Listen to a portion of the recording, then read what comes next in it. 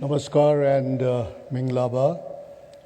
His Excellency, respected Acting President, Senior General Mingo Lai, Excellencies, distinguished guests, I bring warmest and salubrious spring season's greetings from the people of India to our very close and friendly people of Myanmar. Since I come from the mountain regions of India, I invoke the mountain deities to shower their blessings and good wishes to the newly elected honorable parliamentarians of Myanmar and the people in all corners of this beautifully magnificent and abundantly endowed, resourceful nation. It is a historic juncture for all of us as the new parliament is soon being constituted, which we trust would be the harbinger of bringing peace, stability, and prosperity to Myanmar once again. We have historically and globally witnessed that the nation-building process has always been both a complex and evolutionary exercise. Myanmar has been an avid example of this continuity amidst change, peace amidst violence, and disruptions and rebuilding and resurgence amidst instability and dislocations. Excellencies, the people, the institutions, and the leadership have actually been historically tested as the three remarkable awakening factors that have triggered this phenomenon of reconstructions of national power and resurgence in national pride. We all believe that Myanmar today is speedily moving towards reacquiring people's will and determination, rebuilding institutional structures and ethos, and reassuring vision and the commitment of the leadership to reorient, reconstruct, reestablish a new, robust, and resilient Myanmar. It is in this context I present two propositions that have evolved and immensely benefited our own country, India. Today, we remain one of the most diverse, resourceful, and celebrated civilizations in the global world. Your Excellencies, firstly, like our close and friendly neighbor, Myanmar, our country, India, also inherited several unwanted legacies, undesirable practices, deleterious ethos, and unsuitable institutions from the British colonial regimes. The people and the communities in the borders and the borderlands were kept away from the national mainstream in the name of dissimilar culture, geographical distance, and excluded area. Therefore, for a major part of the immediate post-independent period, India witnessed instability, violence, dislocations, particularly in the northeast region of India.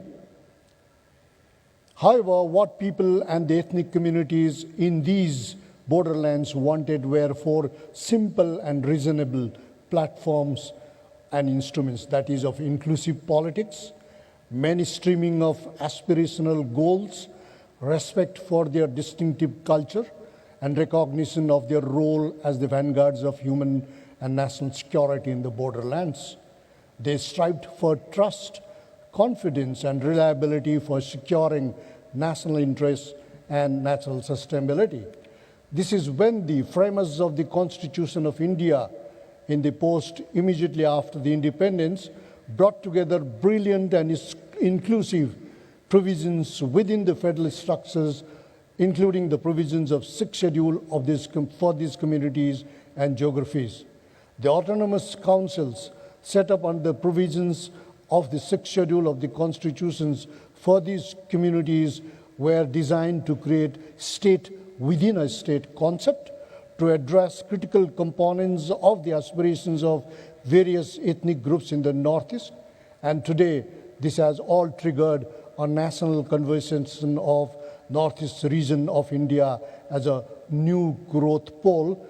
And along with this, evolution of entire Eastern South Asia growth quadrangle comprising of Bangladesh, Bhutan, Myanmar, Nepal, and Eastern India. This successful model is worth considering.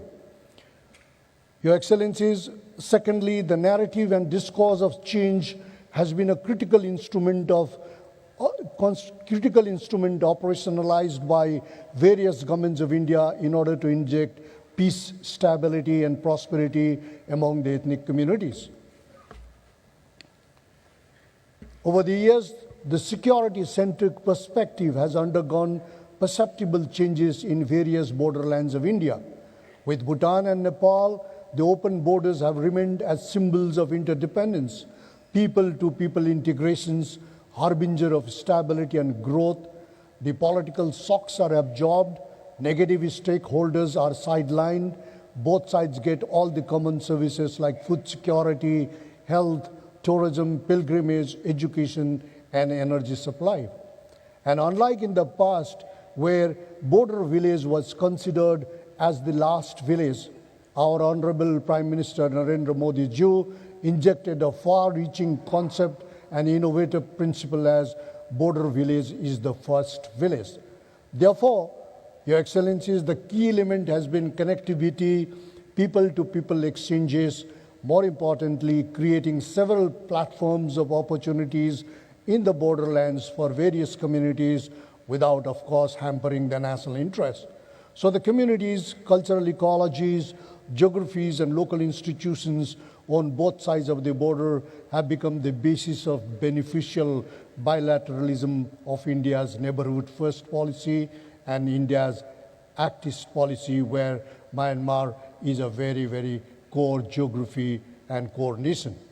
Excellencies, I would like to profusely thank and also express my gratefulness to august institution Myanmar Narrative for providing me this rare opportunity to share views before His Excellency Acting President, Senior General Mun Aung Hlaing, and other respective dignitaries of the government of Myanmar and of course, the enlightened and experienced newly elected parliamentarians and other very distinguished guests.